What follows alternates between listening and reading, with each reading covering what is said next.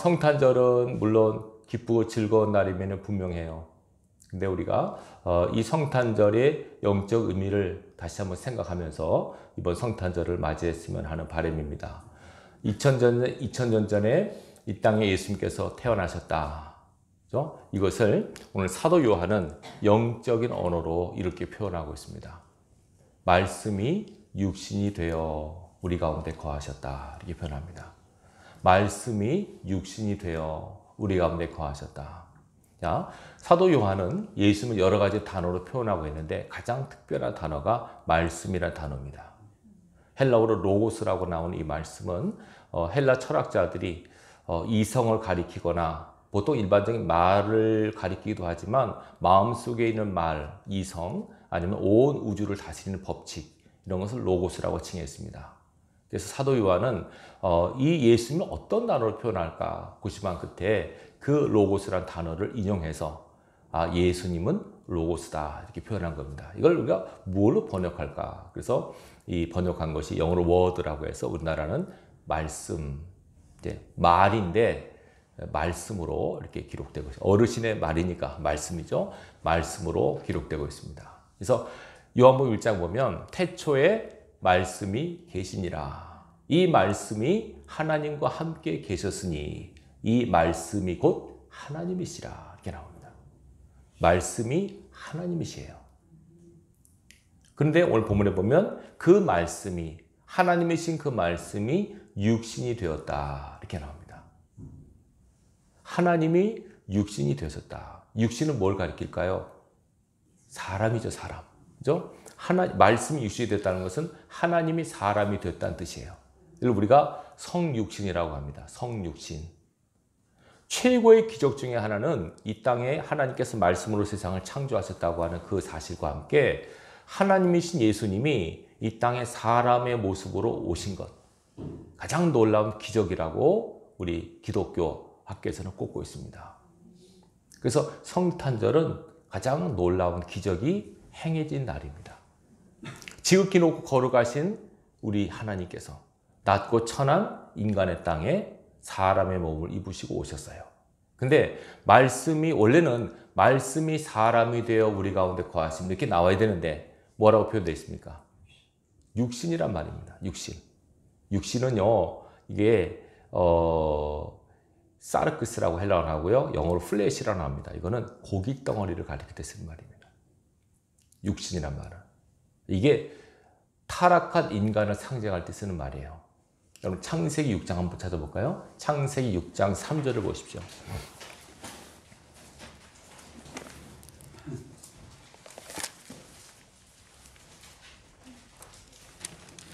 창세기는 쉽죠? 찾기가?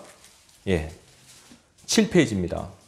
6장 3절을 다 같이 읽겠습니다. 창세기 6장 3절 읽겠습니다. 시작. 여호와께서 이르시되 나의 영이 영원히 사람과 함께 하지 아니하리니 이는 그들이 육신이 됨이라. 그러나 그들 날은 120년이 되리라 하시니라. 하나님께서 세상에 인간을 만드시고 세상이 죄악으로 꽉 찹니다. 그 죄악으로 꽉 찬 세상을 하나님께서 보셨을 때 이렇게 말씀합니다. 그들이 육신이 되었다. 고로 내 영이 그들과 함께하지 않을 것이다. 여기서 육신, 그죠? 사람이지만 영이 죽은 고기 덩어리에 불과한 인간들. 그래서 하나님께서는 이 고기 덩어리 같은 인간들을 물로 쓸어버리십니다. 그 육신이 바로 예수님께서 육신이 되셨다는 거죠. 하나님이신 예수님께서, 그죠? 인간이 아니라 그냥 고기 덩어리 같은 존재가 되셨다는 거예요. 이걸 뭘 뜻할까요? 지극히 높고 거룩하신 하나님께서 흠없으신 그분이 죄 많고 흠 많은 사람이 되셨다는 거. 근데 사람이 그냥 사람이 아니라 이 육신이라고 하는 것은 죄인인 사람이 되셨다고 하는 걸 뜻합니다. 이거는 가장 놀라운 기적이고 가장 우리가 어떻게 황송해서 받기가 힘든 말씀입니다. 이걸 안다면. 자, 예수님께서 오셔서 마리아를 통해서 이 땅에 나셨습니다. 어린아이처럼 태어나서 똑같이 사셨습니다. 우리랑 똑같이. 그래서 배고파서 시장하기도 하셨고 피곤해서 주무시기도 하셨고 슬퍼도 우시기도 하셨고 분내기도 하셨고 피곤해서 주무기도 하셨어요. 막 그렇게 하셨습니다. 우리처럼 다 화장실도 다 가셨습니다. 똑같은 인간. 근데 성경은 그분이 하나님이시라고 말합니다. 하나님이 그렇게 이 땅에 오시리라고 아무도 상상을 못했습니다. 물론 구약에 메시아가 올 것이라고 예언을 했습니다. 근데 그 메시아는 사람 중에서 세상을 구원할 사람으로 생각했지 하나님이 친히 메시아로서 구세주로서 이 땅에 오시리라고 상상을 못했습니다. 그러면 적어도 하나님이신 그분이 이 땅에 오셨을 때는 왕실에서 어마어마하게 대단하게 태어나시는 게 정상 아닙니까? 근데 이름도 없는 가난한 촌부의 집도 아니라 마구간에서 태어나신 거. 아무도 상상도 하지 못한 방법으로 하나님은 그 아들을 보내셨고 예수님께서는 그렇게 이 죄악 많은 세상에 사람의 몸을 입고 오신 겁니다. 예수님께서는 33년을 사셨는데 완전한 사람이셨고 완전한 하나님이십니다. 그래서 예수님의 그 본체에 대해서 사람들이 이것 때문에 왈가왈부 많이 합니다. 그리고 우리가 신학적으로 기독론이라고 합니다. 그래서 이단이 어디서 갈린 줄 아십니까? 이 기독론에서 이단이 갈립니다. 예수님은 하나님이시지 사람이 아니야. 이것도 이단이고 예수님이 사람이지 어떻게 하나님이야. 이것도 이단입니다. 정통학설은 예수님은 하나님이시면서 사람이시다고 말하는 게 정상입니다. 그럼 우리 머리로 이해가 안 되죠. 이거는. 이게 도대체 납득이 안 돼. 어디 그러게 될 수 있어. 여러분 하나님을 우리 머리로 이해한다고 하는 자체가 어리석은 겁니다. 내 머리로 판단된다고 판단이 됩니까? 하나님이란 분이? 네? 우리 인간은 얼마나 교만한지 모르면 자기 머리로 이해가 안 되면 아니래요. 자기 머리로 납득이 안 되면 없다는 거예요. 그처럼 안타까운 게 없습니다. 하나님을 어떻게 우리 머리로 재단합니까? 삼일체라고 하는 신비한 하나님의 속성을 우리가 모릅니다. 지금 우리는 성부 하나님께 성자 예수님을 통하여 성령 안에서 예배하고 있습니다. 성령께서 이 가운데 계시고 우리 예배는 성자 예수님의 은혜로 성자 예수님의 십자가의 은혜로 드릴 수 있는 겁니다. 성부 하나님께 그 예배가 드려집니다. 이 성삼위 하나님의 오묘한 역사를 우리가 인간의 머리로 이해 못합니다. 분명한 것은 하나님께서는 이 땅에 당신의 독생자를 보내셨다는 사실. 그분은 이 땅에 사람의 몸을 입으시고 오셨다는 사실. 우리 성육신 이 사건은 가장 놀라운 기적이고 우리가 가장 영광스럽게 받아야 될 사건입니다. 그래서 여러분 성탄절은 그래 기쁜 겁니다. 네. 하나님이 사람이 되어 오시다니. 이 죄악 많은 세상에 죄 없으신 그분이 오시다니. 어찌 그리 할 수 있을까? 옛날로 말하면 임금님이 그냥 우리 집에 찾아온 겁니다. 감당할 수 있겠습니까? 어찌 전하가 우리가 집에 오십니까? 어찌 몸둘 바를 모르죠? 몸둘 바를 몰라야 됩니다. 우리는 성탄절에 하나님이 이 땅에 오시다고 하나님이 나인데 오셨다고 이걸 우리가 감히 어떻게 상상할 수 없는 얘기입니다. 우리는 그냥 아무렇지도 않게 예수님께서 태어났을 때 이렇게 생각하는데 깊이 생각해 보시면 그게 너무 말이 안 되는 얘기입니다. 지극히 높고 거룩하신 하나님께서 사람의 몸을 입으시고 이 땅에 친히 오셨습니다. 제가 칼럼에도 썼지만 그러면 아니 하나님께서 세상을 만드시고 다스리시지 왜 친히 왕림하셨나? 하나님이 친히 오셔야 될 이유가 있나? 하나님께서 말씀만 하셔도 되고 천사를 통해 다 부르셔도 되는데 왜 친히 몸소 이 땅에 오셨나? 오시지 않으면 해결되지 않은 문제가 있나? 여러분 그렇지 않습니까? 친히 오실 이유가 있지 않습니까? 그냥 말씀만 해도 다 될 텐데 전능하신 하나님이 내가 이렇게 아마 이렇게 되라 하면 끝날 텐데 그렇게 안 하시고 친히 독생자를 보내셨어요. 예수님께서는 당신이 친히 오신 거예요. 하나님의 메신저로 하나님의 말씀을 받아서 이 땅에 오셔서 하나님의 거룩한 뜻을 이루시고 사신 거예요. 왜 친히 왕림하셨나? 왜 예수님께서 이 땅에 오셨습니까? 우리의 죄 때문에, 우리의 구원 때문에 오셨어요. 이해되시겠죠? 그러니까 이 구원이라고 하는 것은 하나님이 친히 오셔서 해결돼야만 될 문제이기 때문에 오신 거예요. 이건 말씀으로 되는 게 아니고 하나님이 친히 이 문제를 푸셔야만 되기 때문에 오신 거예요. 인간들아 너희가 해결해라. 그게 아니에요. 그랬으면 예수님이 오실 필요 없죠. 이 죄 문제, 죄로부터 구원받는 이 문제는 하나님만이 해결할 수 있기에 친히 이 땅에 사람의 몸을 입으시고 이 땅에 오신 거예요. 구원 문제는 그래요. 그러니까 여러분들이 제일 중요하게 생각할 것이 구원입니다. 따라하십시다. 구원. 네, 구원 잊지 마십시오. 내가 여러분 교회 나온 목적 중에 하나가 구원 때문에 온 겁니다. 열심히 예배를 드리고 교회를 다녔습니다. 마지막에 구원 받아야죠. 천국 가야죠. 일단 천국 가는 게 구원입니다. 그렇죠?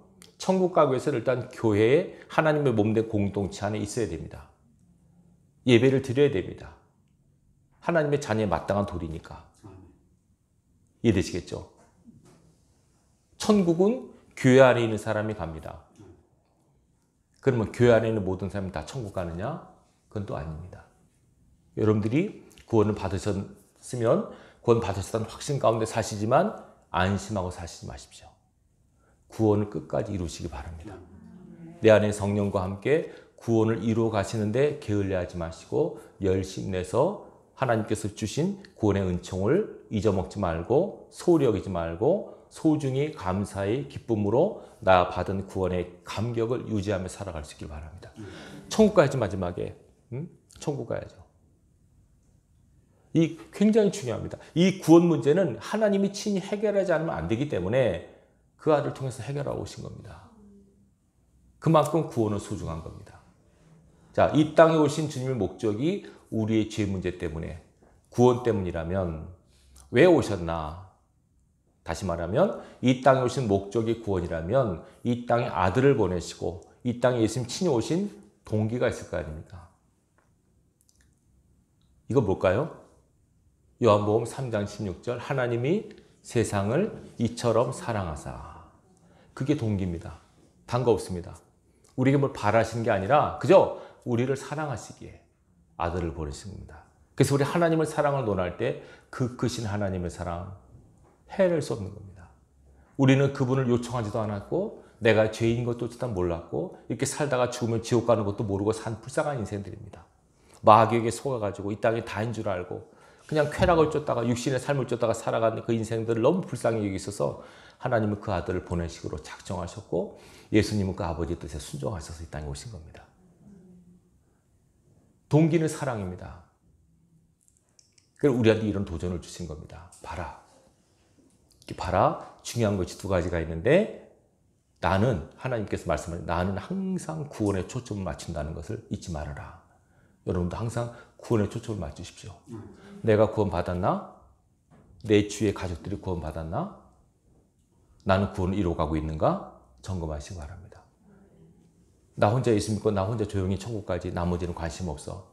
이거는 크리스찬의 자격이 아닙니다. 여러분 주위에 있는 모든 사람들은 여러분이 구원시켜야 될 사람들입니다. 그들을 구원하라고 여러분의 부모로 자녀로 남편으로 아내로 만든 거예요. 거기에 하나님의 실망을 안겨드리지 마시기 바랍니다. 야, 내가 그 사람 구원하라고 너를 거기에 붙였어. 그와 결혼하게 한 거야. 그 생명을 너에게 태어나게 한 거야. 그를 구원해야 돼.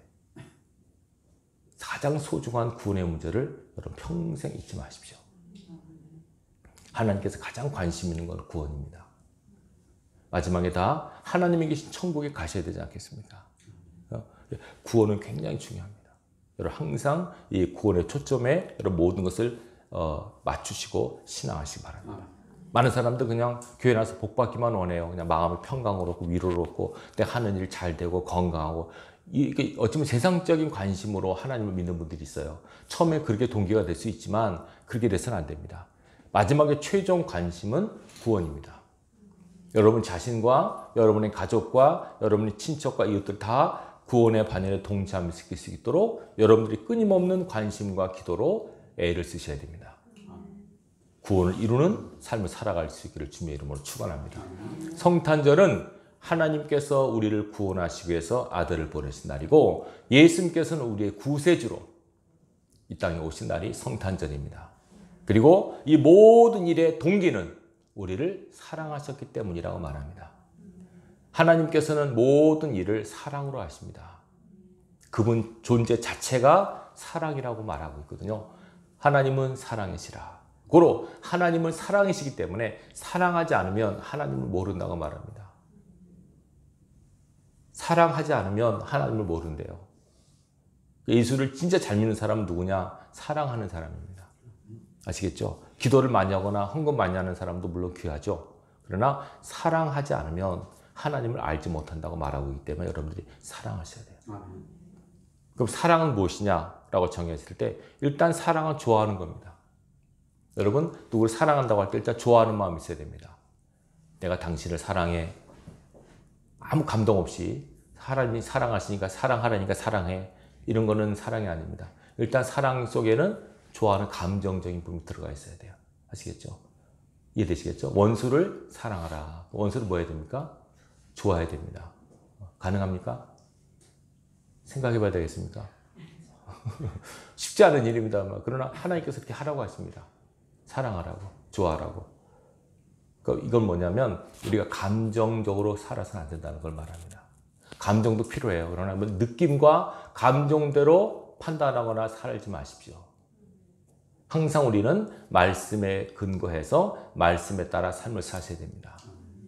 사랑은 일단 좋아하는 감정, 그리고 성경에서 말하는 사랑의 두 가지 속성 또 있습니다. 사랑하면 반드시 희생의 전제가 됩니다. 사랑하면 희생합니다. 희생 없는 사랑은 사랑이라고 보기 어렵습니다.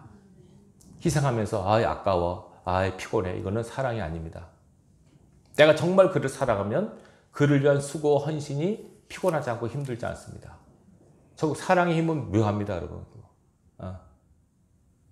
옛날에 그 김창옥 그 교수님 그 강의 들어보셨습니까?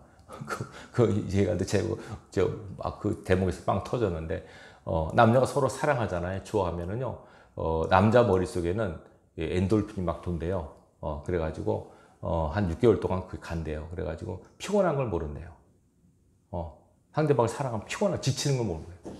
막 데이트하다가 집에 가잖아요. 여자가 집에 가면은, 오빠 집에 들어가면, 오빠 안 피곤해? 괜찮아? 그래서 밤새 돌아도 끝도 없다는 거예요. 그게 한 6개월 간다는 거예요. 나중에 재정지 돌아온다는데, 사랑은 그런 힘이 있어요. 희생을 해도 아깝거나 피곤하지 않아요. 이해되시겠죠? 사랑의 속성입니다. 또 하나 사랑은 인내하는 거. 성경에 고린도서 13장에 나오지 않습니까? 사랑 오래 참다 그랬죠? 사랑하면 참을 수 있는 힘이 생깁니다. 견딜 수 있습니다. 버팁니다. 진짜 사랑은. 사랑의 힘은 아주 오묘합니다. 사랑은 오래 참고 모든 것을 참고 모든 것을 견딘다는 말, 사랑의 정의입니다. 그래서 이 사랑하는 마음으로 하나님은 일하십니다. 때로는 심판하셔도 사랑의 동기 때문에 심판하십니다. 여러분 자녀가 잘못되면 때리시죠. 야단치죠. 미워해서 하는 게 아니라 사랑하기 때문에 야단치는 겁니다. 하나님도 우리를 사랑하시기 때문에 잘못된 길로 가면 야단을 치십니다. 때리십니다. 하나님께서 때리시면서 야단치시면서 흡족해 하지 않습니다. 자녀를 때리는 부모의 마음, 웃으면서 때리는 부모 없죠. 자녀를 때리시면서 부모가 회심의 미소를 짓습니까? 아닙니다. 때리는 부모가 더 슬픕니다. 맞아서 아픈 그 아들, 그 딸의 마음보다도 때리는 부모 마음이 더 아프듯이 치시는 하나님 마음이 더 아프십니다. 이 코로나로 여러 가지 이런 안 좋은 환경으로 치시는 하나님의 마음이 더 아프다는 것을 기억하십시오. 그러나 이렇게 할 수밖에 없는 우리의 타락과 죄를 깨닫고 하나님 바로 쓰셔야 됩니다.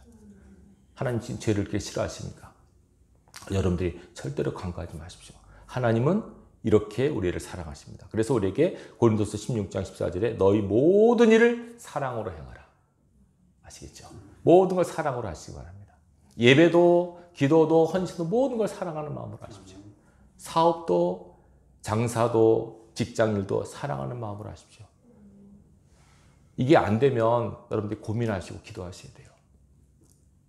돈 버는 일이지만 사랑으로 하십시오. 쉽지 않습니다. 그러나 하라고 하십니다. 하나님께서. 성경은 우리에게 삶의 매뉴얼을 가르치고 있잖아요. 그죠? 삶의 매뉴얼도 우리가 따라야죠. 병원에 가면 의사가 처방을 해주죠. 환자분 이렇게 하지 마시고 이렇게 하세요. 이거 먹지 마시고 이거 먹으면 안 돼요.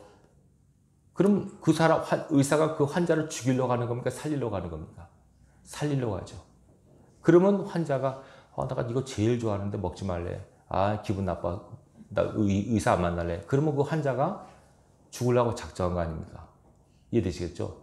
제대로 정치 든 사람이면 아무리 내가 좋아하고 내가 하고 싶어도 의사가 하지 말라면 안 하는 게 정상입니다. 살기 위해서. 하나님께서 우리에게 주시는 이 말씀은 우리 양약입니다.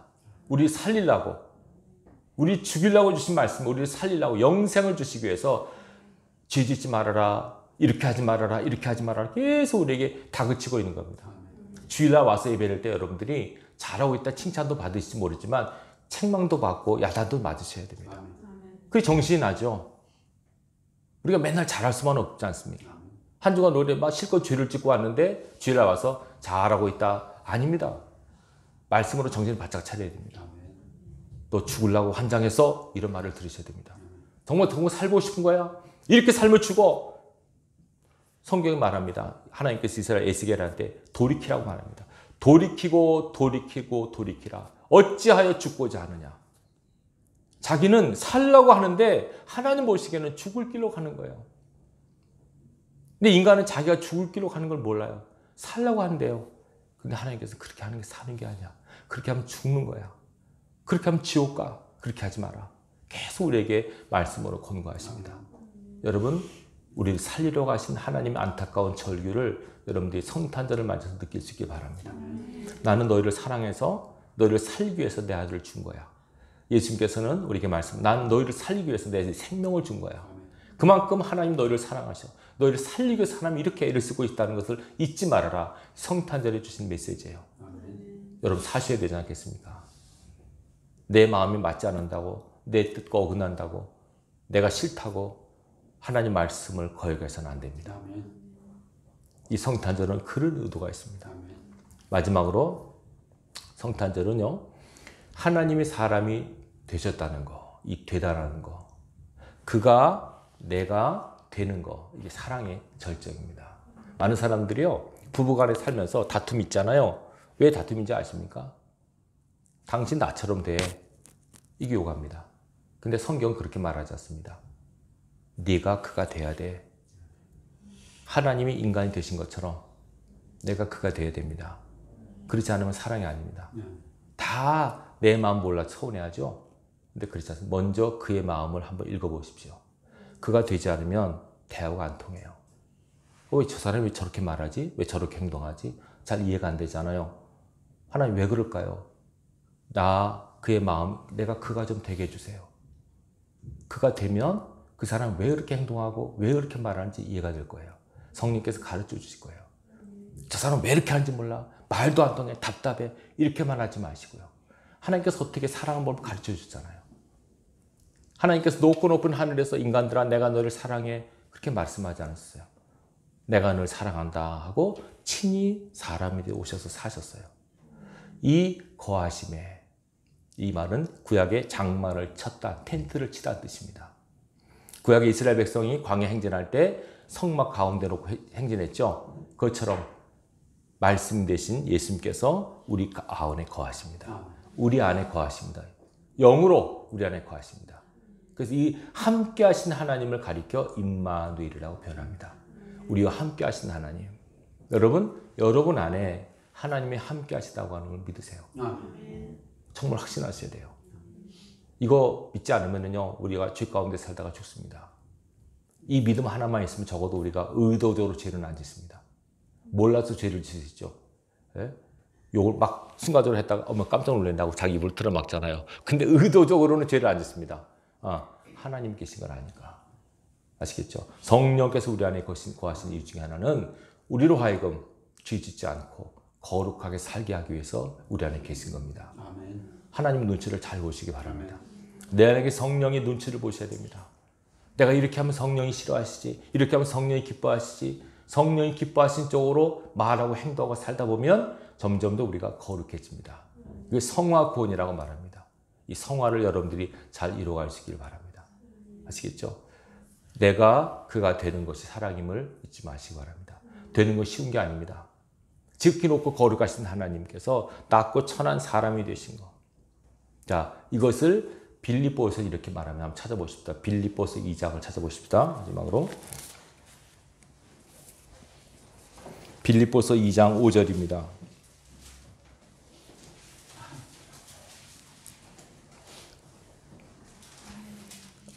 319페이지 빌립보서 2장 5절부터 8절까지 읽겠습니다. 시작. 너희 안에 이 마음을 품으라. 곧 그리스도 예수의 마음이니 그는 근본 하나님의 본체시나 하나님과 동등됨을 취할 것으로 여기지 아니하시고 오히려 자기를 비워 종의 형체를 가지사 사람들과 같이 되셨고 사람의 모양으로 나타나사 자기를 낮추시고 죽기까지 복종하셨으니 곧 십자가에 죽으심이라. 아멘. 예수님을 이렇게 묘사하고 있습니다. 즉기 놓고 걸어서 하나님의 본체이신 그분이 하나님과 똑같은 영광을 거부하시고 사람의 몸을 입으시고 종의 형체를 가져 이 땅에 오셔서 사람들과 같이 되셨고 좀 더 나가서 죄인으로 돌아가셨다고 말합니다. 지극히 높으신 분이 한없이 낮아지는 거, 이거를 성경에서 뭐라고 표현하는지 아십니까? 아까 말씀드렸죠? 말씀인 육신이 되어 우리 가운데 거하시며 우리가 그 뭐를 보니? 영광을 보니. 성경에서 말하는 영광을 잘 들으십시오. 성경에서 말하는 영광은 낮은 자가 높아지는 게 영광이 아니고요, 높은 자가 낮아지는 게 영광입니다. 그래서 이 땅에 오신 예수님, 지극히 높고 거룩하신 하나님이 낮고 천한 인간의 몸을 입으시고 이 땅에 오신 것이 영광이라고 말합니다. 다시 말하면 낮아짐이 영광입니다. 세상 사람들은요, 높아지는 게 영광이죠. 출세하고 높아지는 게 영광인데 하나님은 그렇지 않습니다. 낮아지는 게 영광이라고 말합니다. 아시겠죠? 이 땅에 예수님께서 사람이 되어 오신 것이 영광입니다. 영광입니다. 그 영광 가운데 임하는 두 가지, 은혜와 진리. 예수님 속에 있는 이 은혜와 진리가 충만한 이 사건. 예수 그리스도 안에서 하나님의 은혜, 하나님의 진리가 충만하다는 것. 이 은혜와 진리 가운데 우리가 지금까지 살고 있고 앞으로 살 것입니다. 모든 것이 하나님의 은혜 가운데 있습니다. 하나님은 참이십니다. 여러분들도 진실하게 사십시오. 정직하게 사십시오. 거짓말하지 마시고 속이지 마시고 내 이득을 위해서 남을 가슴 아파하게 하지 마십시오. 그리고 그가 먼저 되십시오. 내 마음 알아주지 않고 손해하지 마시고 여러분들이 그가 먼저 되셔야만 됩니다. 하나님이 사람이 되셨죠. 먼저 되라고 하십니다. 먼저 그가 돼야만 얘기가 됩니다. 하나님께서는 얘들아 나처럼 되어라 그러지 않습니다. 먼저 이 땅에 오셔서 사람이 되셨습니다. 그리고 우리와 함께 거하십니다. 똑같은 사람이십니다. 그러나 사도 요한은 그분이 하나님이셨다고 말합니다.